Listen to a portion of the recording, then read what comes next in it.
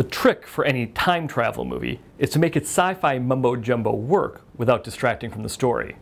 The infinitely entertaining Looper succeeds at this, and if you hang with it, it all hangs together. The anti-hero of Looper is Joe, in 2044, a 30-ish thug played by Joseph Gordon-Levitt. Joe is a looper, an assassin whose skills are used by an evil government in the year 2074. How is that?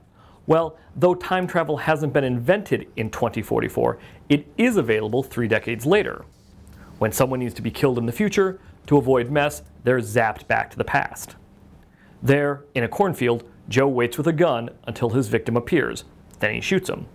Yet even guys like Joe can pop back to the cornfield, and when they come up in front of their younger selves, gold bars taped to their backs provide a payoff. It's at this point in the movie that writer-director Rian Johnson flips the deck, and not for the last time. In a long montage, we see Joe age into a 60-year-old tough played by Bruce Willis.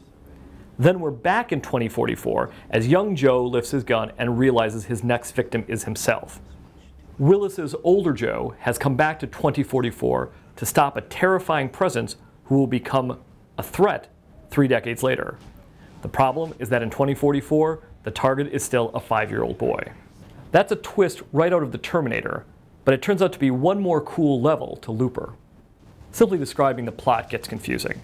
But as with last year's Source Code, this is the rare action movie that rewards viewers who pay attention. The one bit of attention that Looper may not want is the slightly odd makeup on Joseph Gordon-Levitt. Instead of resembling a younger Bruce Willis, the actor actually looks a little like Burt Reynolds in Gator. But no matter. Gordon-Levitt is flinty, and Willis, bringing his A-game, is fiery. Together, they take us on a hell of a trip that's worth 4 stars. I'm Joe Neumaier, film critic for the New York Daily News.